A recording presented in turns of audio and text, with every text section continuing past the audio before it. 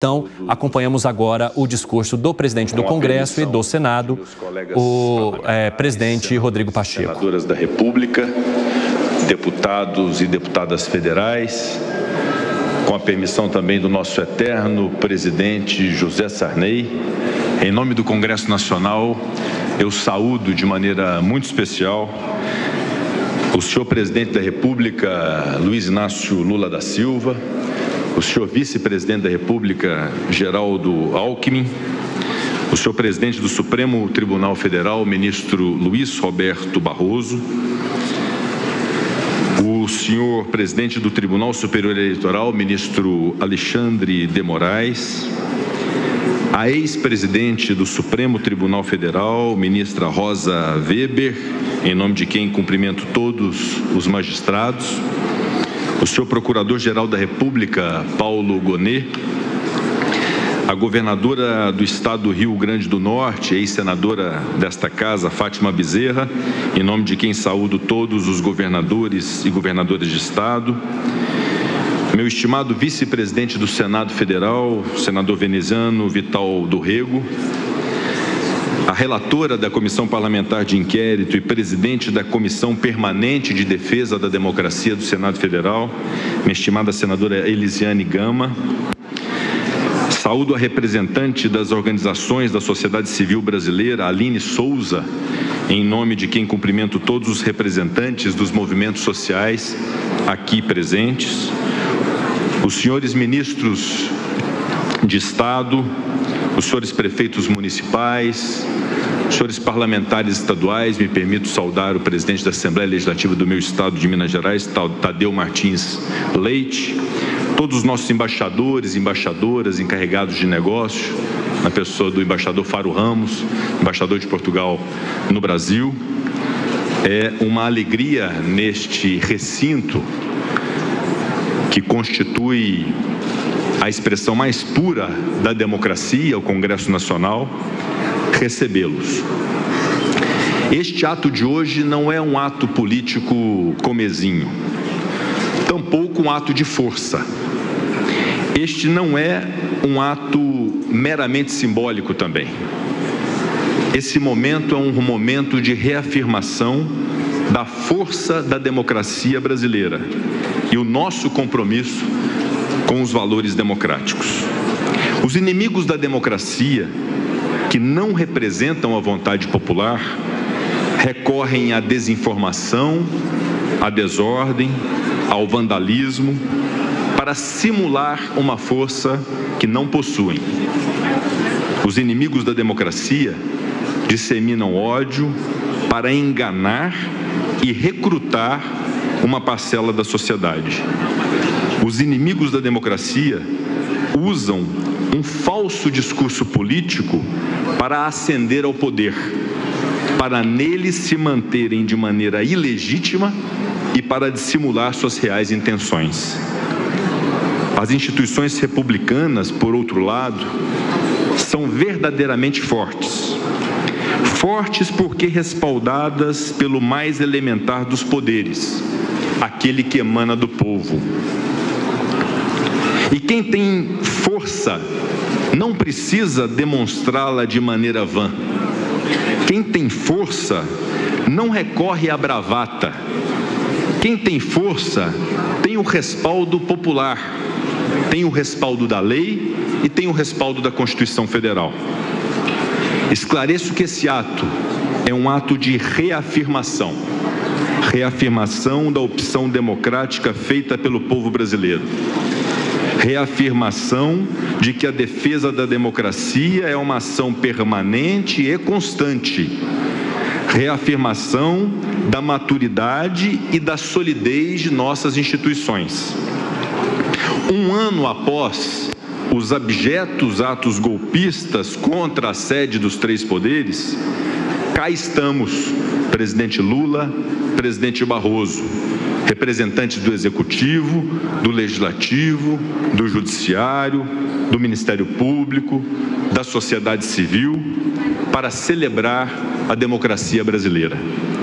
Também estamos aqui para assegurar ao povo que a Constituição foi e continuará sendo cumprida. Ela não é letra morta, ao contrário, é um texto vivo, um sistema aberto de regras e princípios, cujas principais funções são combater o arbítrio político e resguardar direitos fundamentais do cidadão e da cidadã brasileira. A atual geração talvez não se lembre do contexto histórico que ensejou a promulgação da Constituição Cidadã de 1988. Vivíamos tempos sombrios, tempos de cidadania reprimida e de liberdade cerceada. Os primeiros exemplares da Constituição Federal de 1988 continham um prefácio de Ulisses Guimarães, presidente da Assembleia Nacional Constituinte, que descrevia por qual razão surgiu a nova Carta Magna e como ela protegeria a democracia brasileira de uma nova ruptura. Nas palavras de Ulisses, a Constituição, que ele chamou naquele primeiro momento de Constituição Coragem, aspas, nasceu do parto de profunda crise que abalava as instituições e convulsionava a sociedade. Na visão do Constituinte, a Constituição de 88 inovou ao dividir competências para vencer dificuldades, contra a ingovernabilidade concentrada em um, possibilitando a governabilidade de muitos. Ao final do prefácio, que representa uma verdadeira aula de constitucionalismo e história, Ulisses Guimarães concluiu, aspas, a Constituição durará com a democracia e só com a democracia sobrevivem para o povo a dignidade, a liberdade e a justiça. O ser humano somente pode ser livre quando há democracia. E a democracia somente existe, ministro Alexandre de Moraes, a democracia somente existe quando se respeita o processo eleitoral. Desqualificar e desacreditar o processo eleitoral não ofende apenas as instituições republicanas ou a justiça eleitoral. Ofende também, de uma maneira ainda mais grave, o povo brasileiro. Sob premissas falsas, golpistas desejavam invalidar o resultado das urnas. Para além dos prejuízos materiais, para além das depredações e da violência praticadas, inclusive nesse recinto onde aqui nós estamos, essa turba de criminosos que invadiu estas mesmas dependências desrespeitou a vontade popular manifestada pelo voto. Isso é absolutamente inaceitável. A lógica da democracia e a lógica da democracia representativa é justamente essa. Ao fim das eleições, aqueles que obtiverem mais votos exercerão o poder delegado pelo povo. Exercerão, presidente Lula, temporariamente o poder, e falávamos sobre isso agora no início da solenidade, temporariamente o poder. Nas eleições seguintes, o resultado pode ser diferente, ou pode ser igual, pode haver reeleição ou não.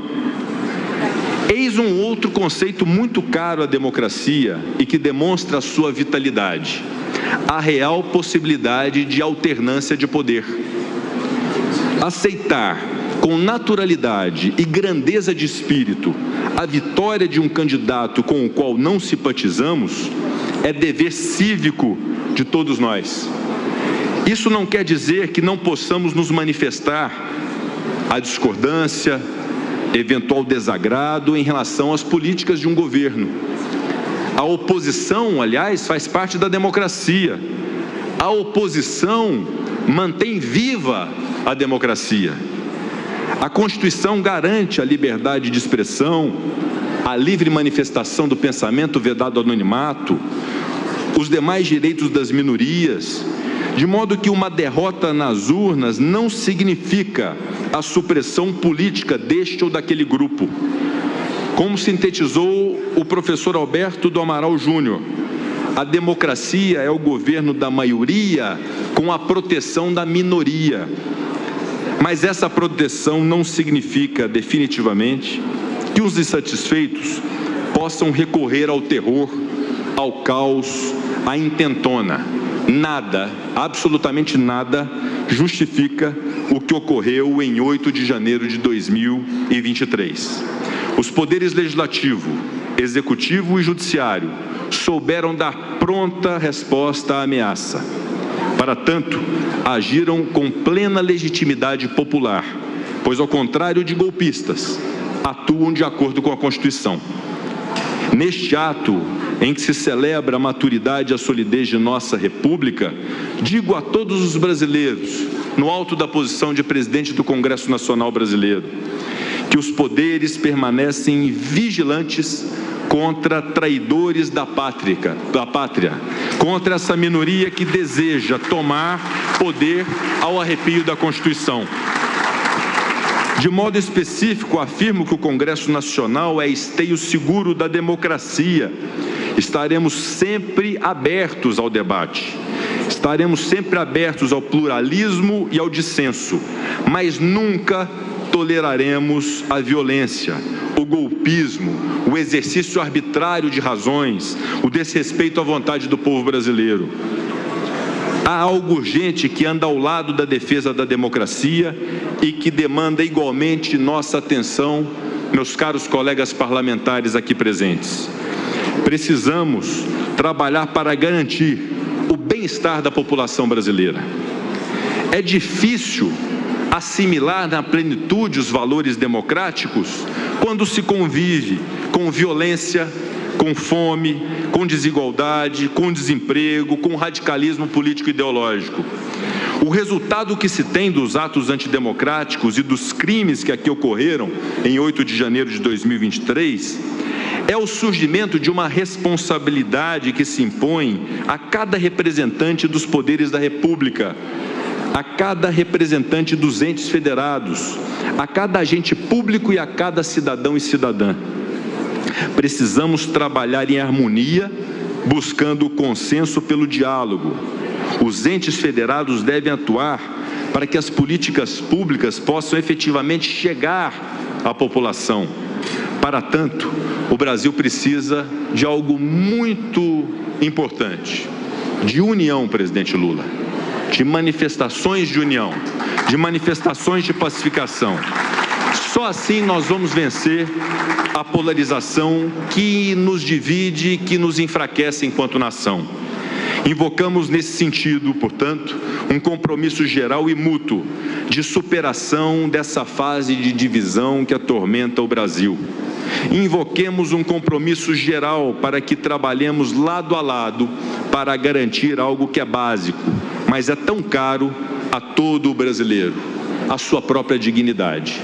Ao se ter dignidade, nós estaremos consolidando de uma vez por todas a democracia brasileira.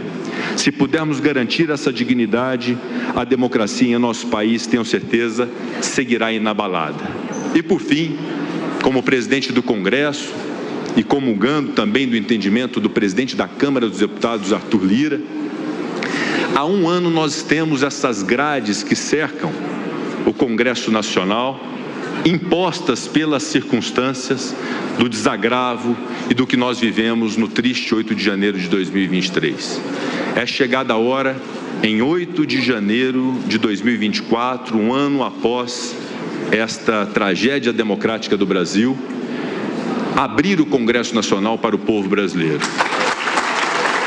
Retirar essas grades que circundam o Congresso Nacional, para que todos tenham a compreensão de que esta casa é a casa deles, é a casa do povo, é a casa de representantes eleitos, onde as decisões devem ser tomadas para o rumo do Brasil. Portanto, o sentimento para todos os brasileiros e brasileiras, independente da linha ideológica, independente da linha política, independente do partido político, tenham a compreensão de que esta casa é aberta a todos os mais de 200 milhões de brasileiros igualmente, pois esta é a casa do povo, esta é a casa dos estados, por isso a decisão de suprimirmos essas grades, quero acreditar, de uma maneira definitiva, como símbolo dessa democracia viva que nós buscamos ter. Muito obrigado. Você viu, então, o discurso do presidente do Senado, Rodrigo Pacheco, que em seu final aí, né, ressalta a necessidade da retirada das grades que estão ao redor ali da Praça dos Três Poderes, ao redor do Congresso, para que as pessoas possam ter acesso ao que ele chama e ressalta que é a Casa do Povo. Há um outro trecho também da fala do presidente do Senado, Rodrigo Pacheco, que chamou bastante a atenção, em que ele menciona: o vigor da democracia está na alternância do poder, justamente para deixar claro que a democracia, ela possibilita que a pessoa que esteja insatisfeita com aquele que ocupa o poder possa fazer a diferença por meio do voto.